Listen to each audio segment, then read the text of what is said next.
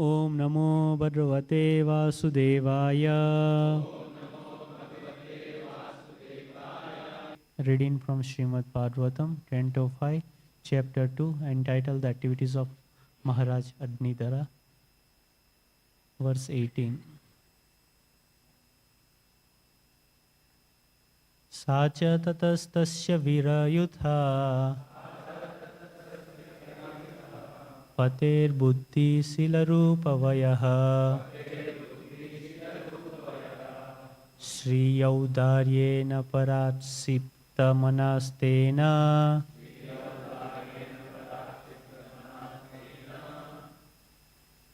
Sahayutayuta parivatsaropalaksanam Kalam jambudvipapatina Bhaumaswarga bodhan babuje. Translation and purport by His Divine Grace Bhaktivedanta Swami Srila Prabhupada.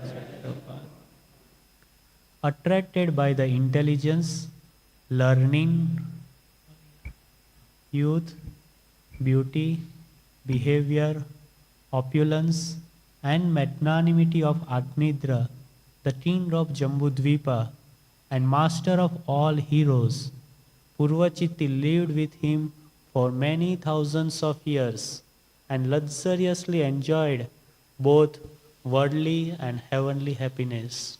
Purport by His Divine Grace Bhaktivedanta Swami Srila Prabhupada.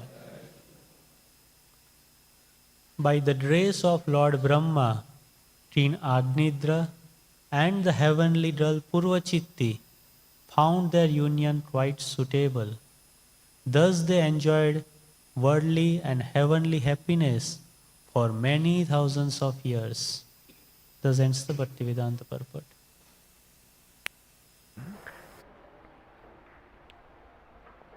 So here we are seeing how the union of Agnidhra and Pūrvacitti, after they are married, and what is happening to them. So not only was that Pūrvacitti had very beautiful celestial attributes, King Agnidhra also had wonderful qualities, and that is listed here. He was intelligent, buddhi, Srila, his behavior was very wonderful, rupa,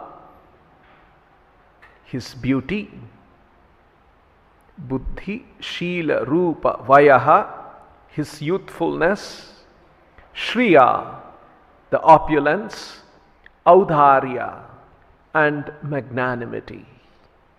So he was a good king. He had all these wonderful qualities. And because of these wonderful qualities, parakshiptamanaha, Pūrvacitti's mind was captivated by that. Akshipta means to be captivated. Parakshiptamanaha, her mind was captivated by him. And tena saha, with him, ayutha parivatsara upalakshanam kalam, for thousands and thousands of years they lived together as Jambudvipapati. Agnidhra was Jambudvipapati. And in this way, Bhauma Swarga Bhogan Bubhuje. In this way, they were able to enjoy the pleasures of the material world, earthly pleasures, and Swarga Bhogan Bubhuje.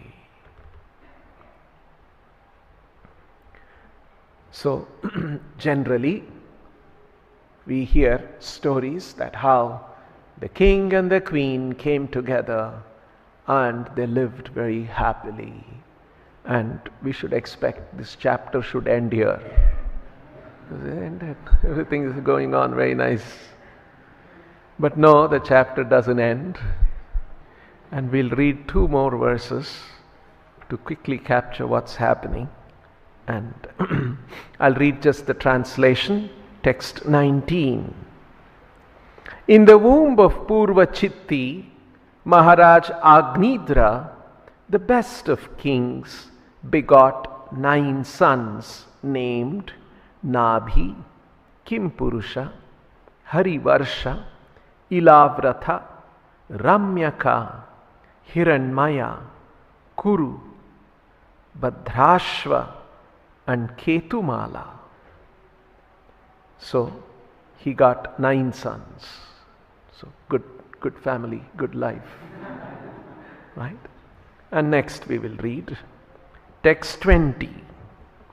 Pūrvacitti gave birth to these 9 sons, 1 each year. But after they grew up, she left them at home and again approached Lord Brahma to worship him. We'll read the purport. There are many instances in which Apsaras, heavenly angels, have descended to this earth by the order of a superior demigod like Lord Brahma or Lord Indra, having followed the demigod's order by marrying someone and giving birth to children, and have then returned to their celestial homes. For example, after Menaka, the celestial woman who had come to delude Vishwamitra Muni, gave birth to the child Shakuntala, she left both the child and her husband and returned to the heavenly planets. Pūrvacitti did not remain permanently with Maharaj Agnidhra. After cooperating in his household affairs, she left Maharaj Agnidhra and all 9 sons and returned to Brahma to worship him.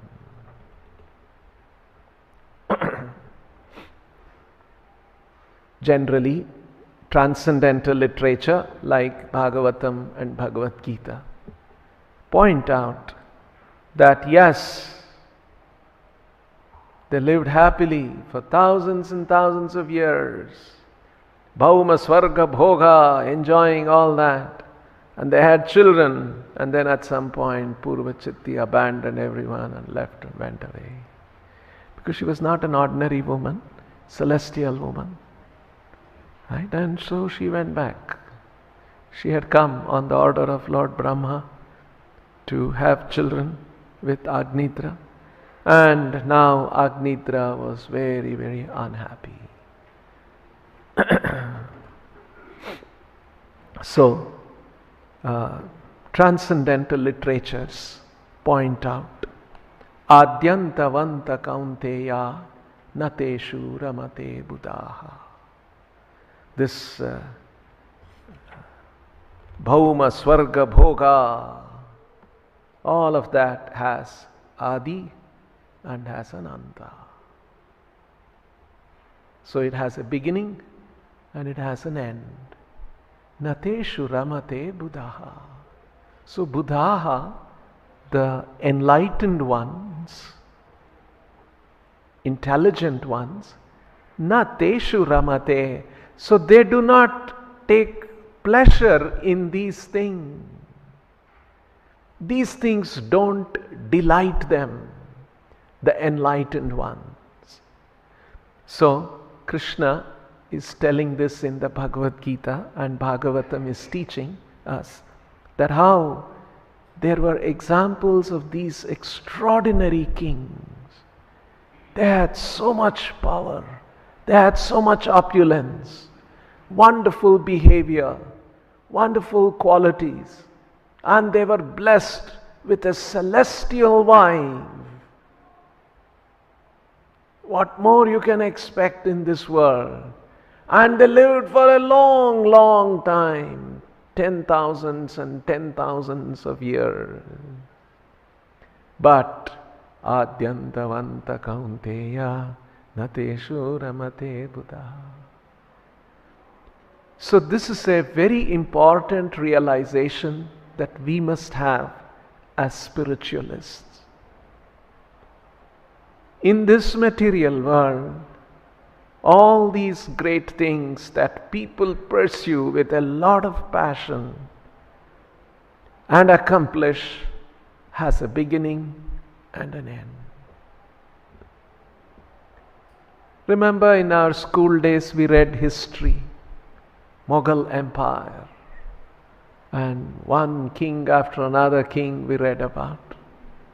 There was King Akbar, and he was ruling.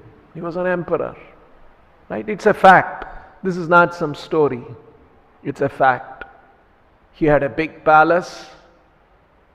Maybe some remnants are there in Delhi now. And he was a king. He had a darbar.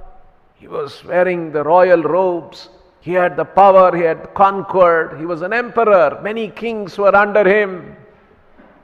And so that experience he was going through as an emperor, it's what everybody likes, right? He was the emperor. And he lived like that.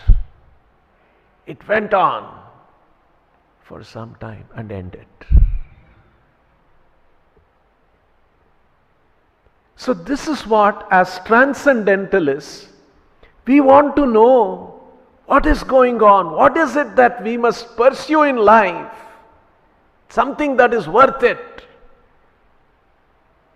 And if we see all these kings and emperors, they had that experience where one day the kingdom is gone, they are gone. All their power is gone. All the power which they used to conquer enemies, they could not use that power to conquer time. Time conquered them. This is what happens. So whether it's sovereignty, royalty, as a king, as an emperor, or big awards, big riches, big fame, Srila Prabhupada explains that wherever Gandhiji used to go, there was so much of shouting Jaikara for him. Gandhiji, Gandhi. He would become sick. He would come away from the crowd, closing his ear. He was, people like everyone, glorifying, but he had become sick of that. So, none of these things can give pleasure. And Adyantavanta kaunteya, all of these big things, great things, remain for some time, has a beginning, remains for some time, and then finishes.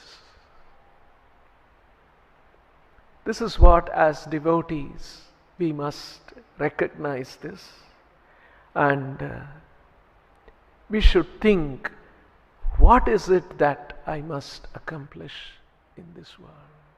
What is it that I should seek in this world? Tasyaiva heto prayateta kovidha na labhyate yat brahmatam uparyadaha. This is what Bhagavatam teaches. Na tasya labhyate kovidha brahmatam yat upari adaha. Upari means going up, down means going, adaha means going down. Brahmatam uparyadaha. We are going up and down in this material world, sometimes very blessed births with lot of opportunities, or sometimes not so blessed life with very poor situations of life. Like this, Brahmatam uparyadaha, we have been wandering, rotating, revolving up and down in the universe. And so, Kovidaha, intelligent people, they think, what is it that I must accomplish in this world, which I could not get by going up and down in the universe? something that will always be with me.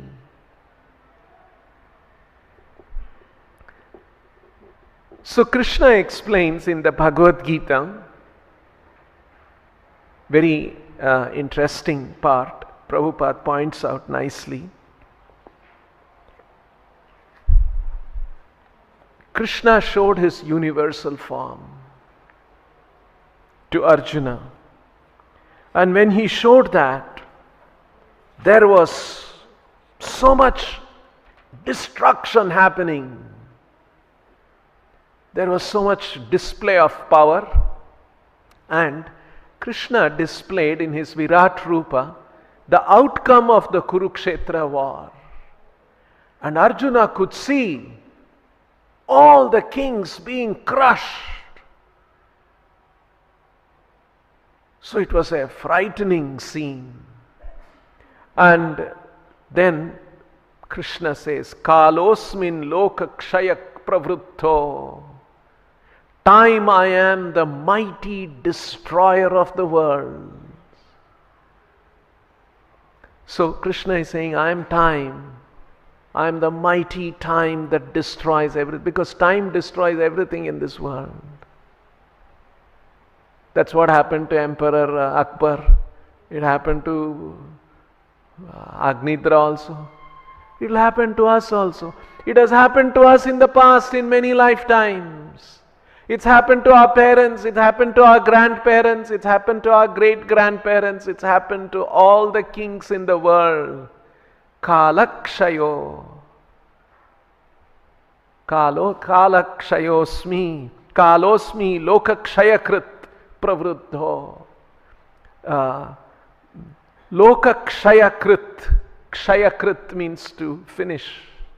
Kalosmi, and I am that time which destroys everything. So Krishna is time. And Krishna is saying, I destroy everything. So the question comes, Krishna is the one who created everything and he destroys everything. So what is going on? What is the purpose of all this? And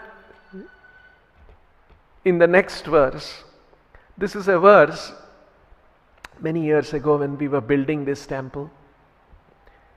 Before this temple came into existence, our devotees' collections were, 1,000 rupees, 500 rupees, small amount.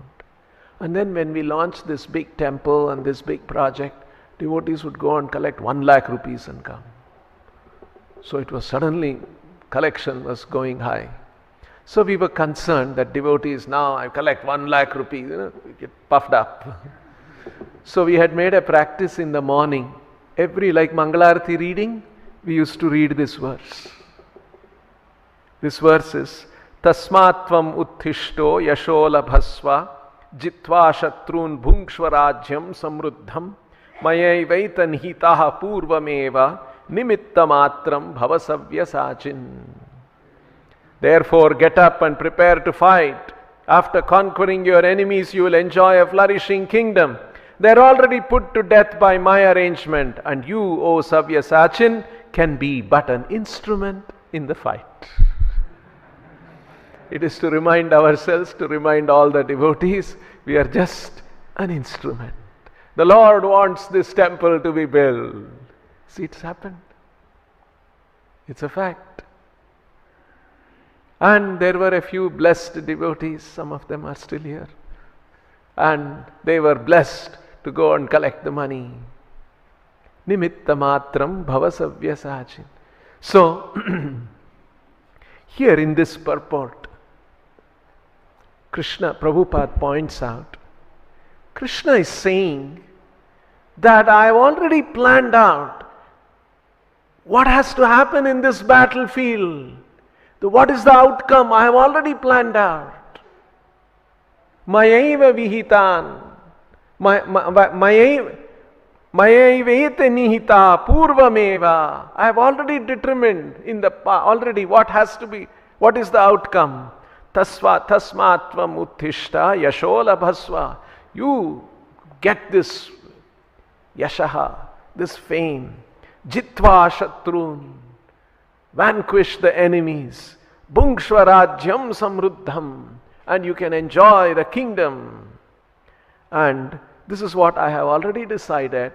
You only become an instrument. Savyasachin, Arjuna.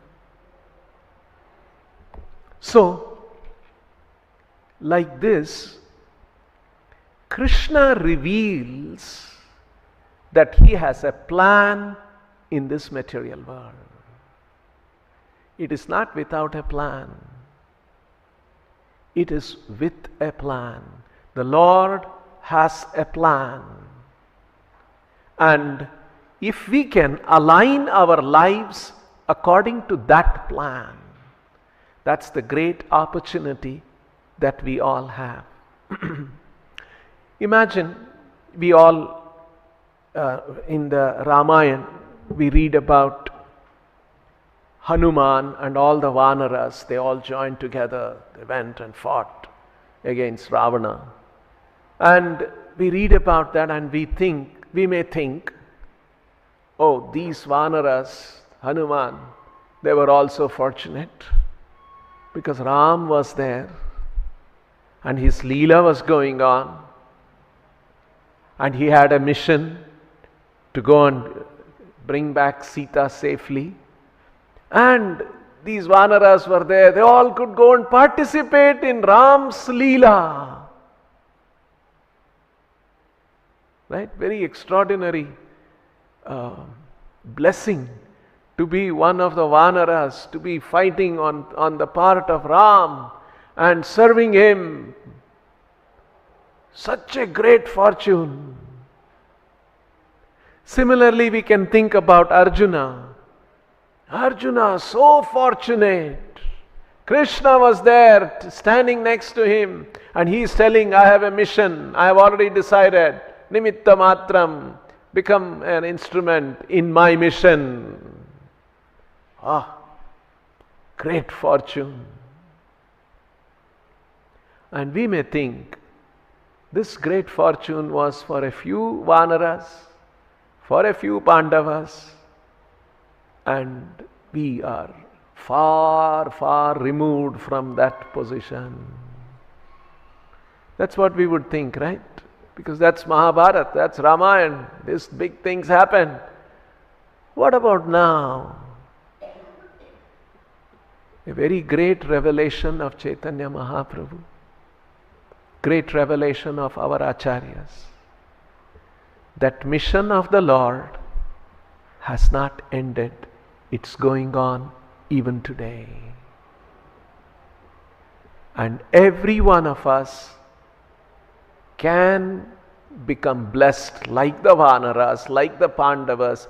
We can also participate in the mission of the Lord and be a nimitta. This is one of the greatest revelations of Chaitanya Mahaprabhu. Where does that happen?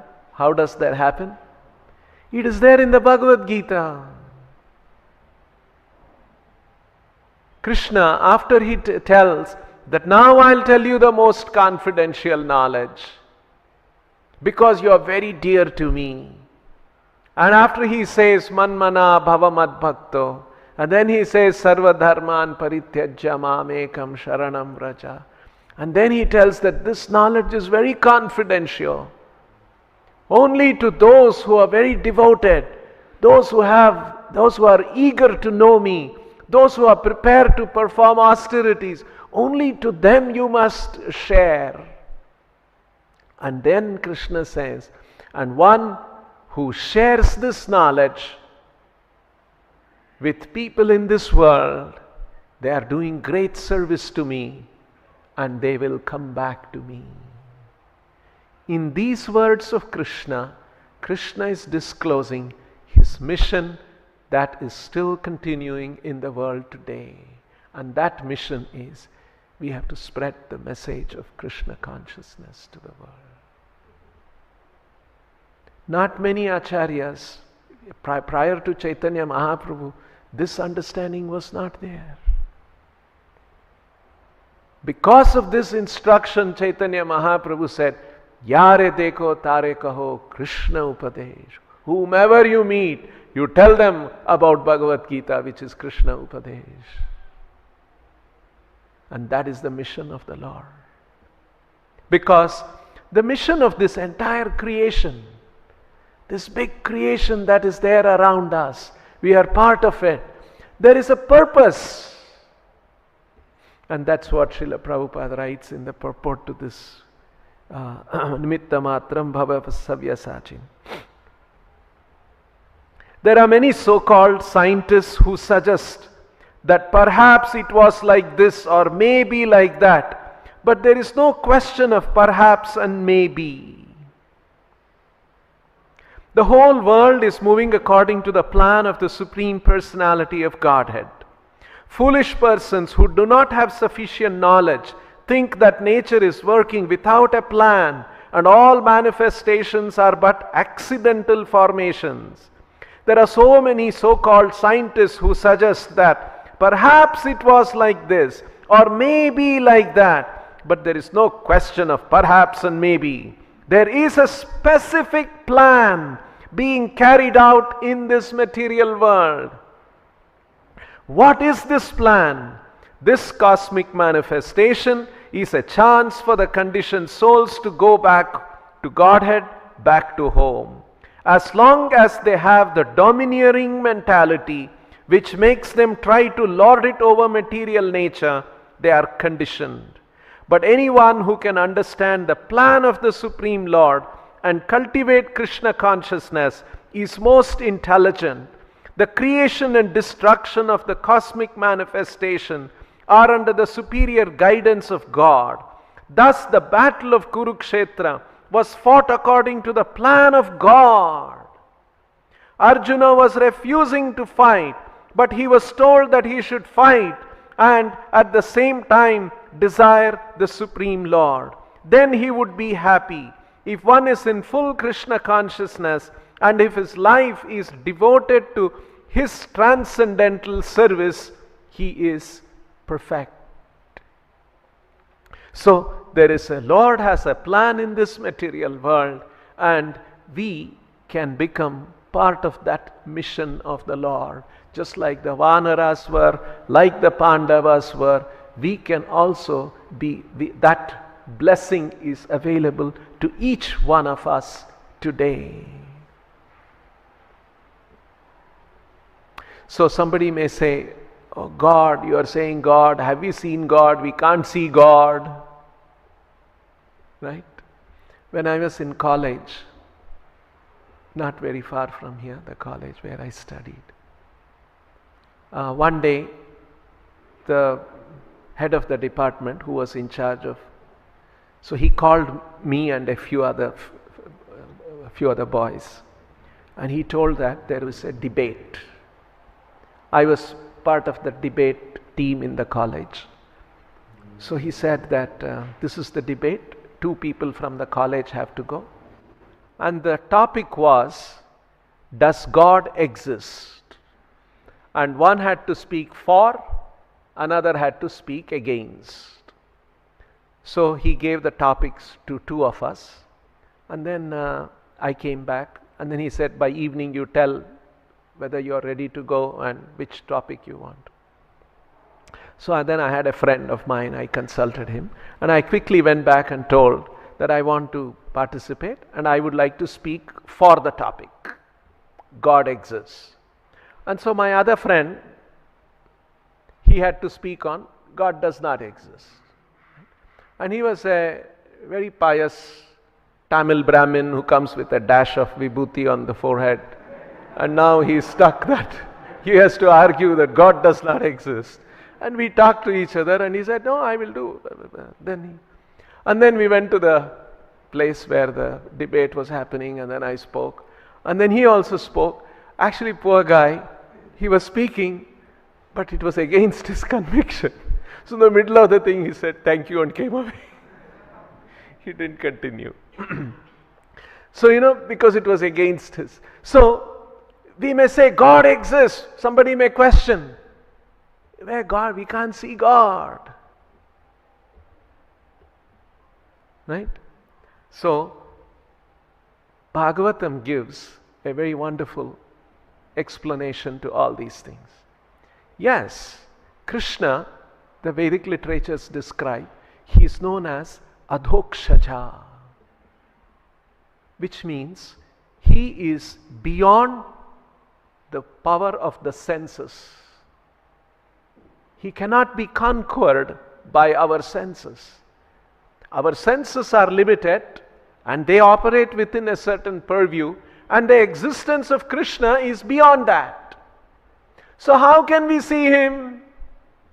So somebody may say, oh, you escaped the answer. You gave that God is, though you cannot see him at all, you cannot experience at all. No. There is a way to experience. This is what the Bhagavatam teaches. Sattvam vishuddham vasudeva shabdhitam yadiyate tatra puman apavrutaha. The word iyate means to perceive, to see. So this is the verse spoken by Lord Shiva. He is telling this to Mother Parvati. He is saying, Sattvam vishuddham vasudeva shabditam yadiyate tatra puman apavrutaha. Apavrutaha means, avrutaha means covered, apavrutaha means uncovered. Just like sometimes there is a theater, there is a dance, there's some program going on and the curtain is closed. Behind that lights are there and we see these characters moving, but we cannot see what's going on, right? Because avrutaha. Now the curtain moves, apavrutaha, and then we can see.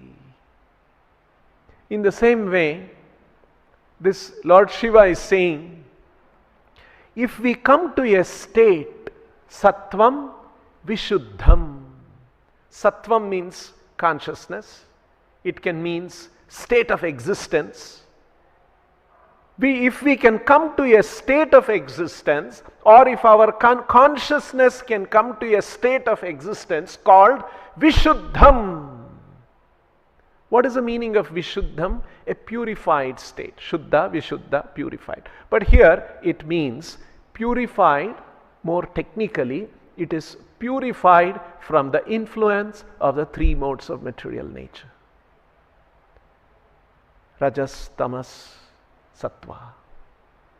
Rajas and tamas are lower modes. Definitely we should be freed from that and come to sattva.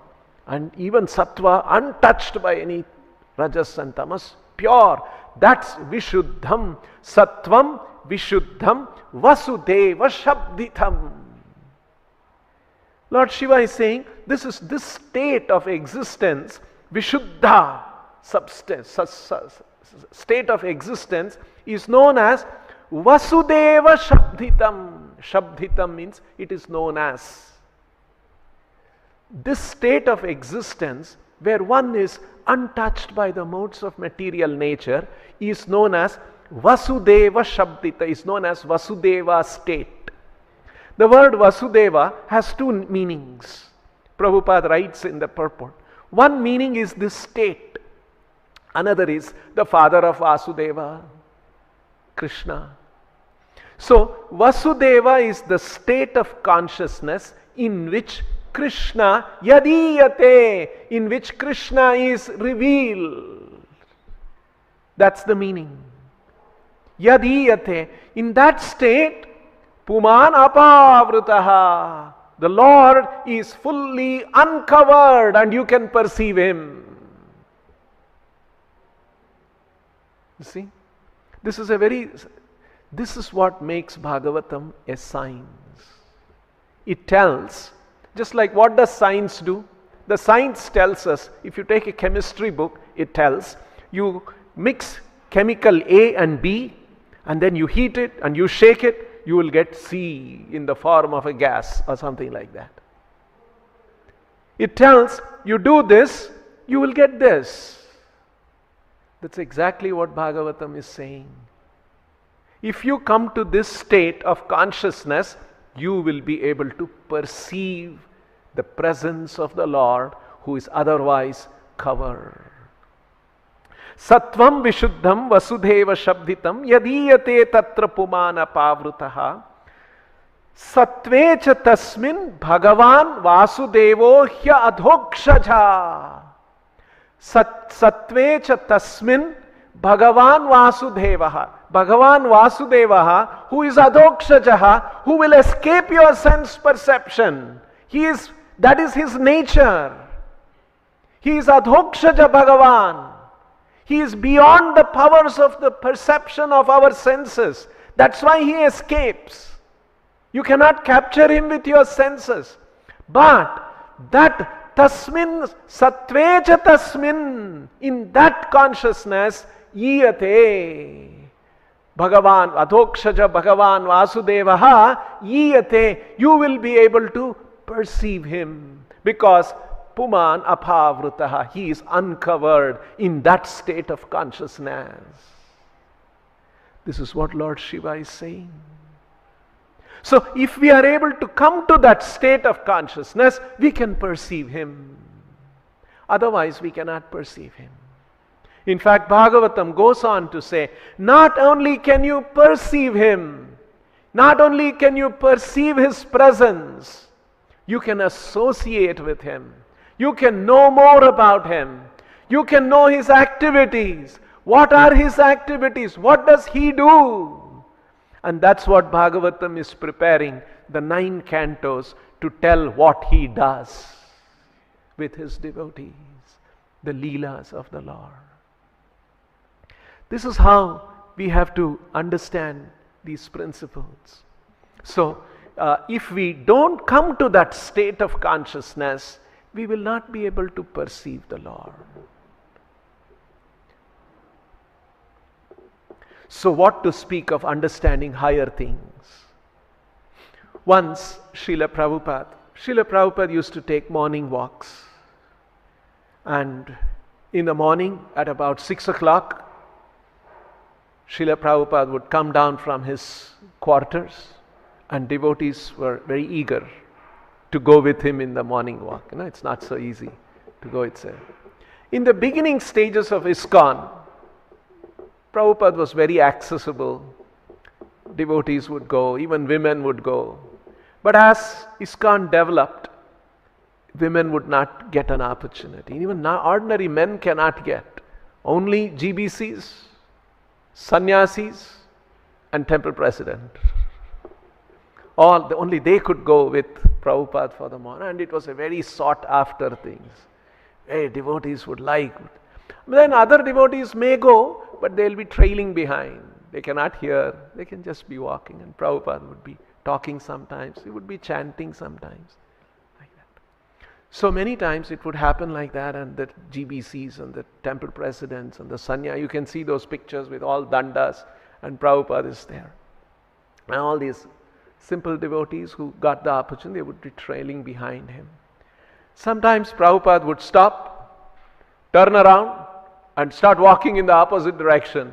And all the younger devotees would be surrounded by Prabhupada, would be surrounded by that, and all the GBs are left behind.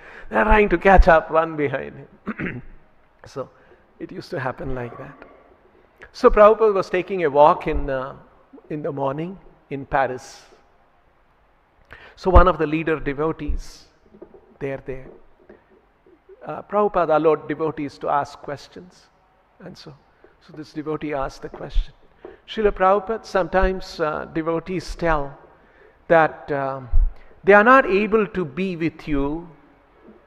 They're not able to serve you directly because you are traveling, you are not available. So what should we tell them? Even those days, this was probably 75, 76 or so. So even those days, sometimes devotees would feel, because Prabhupada was not always available in the temple. He would be there for 3-4 days. Maybe whole life the devotees saw Prabhupada 3-4 days, 5 days, that's all. So it was very rare. So Prabhupada looked and said, what do you tell them? Because he was a leader of the temple. So what do you tell them? So the devotee said, Srila Prabhupada, I tell them that you know how Prabhupada has invested so much time and he has written these books, and so you must read those books, and in this way you will have the association of Srila Prabhupada. So Prabhupada thought for a moment, and then he said, you should tell them, you should ask them, are they following the regulative principles and chanting 16 rounds? And then Prabhupada said, if they don't follow the basic principles, where is the question of revelation of relationship with the spiritual master and the Lord? So the point is, the regulative principles, chanting 16 rounds, and the principles of sadhana that Srila Prabhupada has given, if we don't follow those, we will not be able to develop ourselves to perceive higher things. In fact, Srila Prabhupada met Bhaktisiddhanta Saraswati Thakur 3 or 4 or 5 times. Prabhupada had his business, he had his family, he was living far away, and Bhaktisiddhanta Saraswati Thakur, even he had 64 branches of the Gaudiya Math all over the country. He would be traveling, he would also not be so available. And especially for Srila Prabhupada, met him only a few occasions. But we know among all the disciples of Bhaktisiddhanta Saraswati Thakur, Srila Prabhupada was so dear because he followed his instructions and served him so wonderfully. So it's not really the physical contact. These things don't matter in spiritual affairs. How we follow the principles of Krishna consciousness, that will enable us to perceive the presence of the Lord, the presence of the spiritual master, and understand our relationship with the Lord. So, in that sense, nothing is lacking. Even in 75, 76, when Prabhupada was on the planet, physically present, and when devotees were complaining, Prabhupada said, we must follow the regulative principles and chant 16 rounds and follow the principles that he has given. And by doing that, our heart will be cleansed. We will come to the Sattvam Vishuddham Vasudheva Shabdhitam Yadiyate Tatra Puman Aphavritaha. This is a science. If we practice this, we will be able to come to the point of perceiving the presence of the Lord. And that is the important message.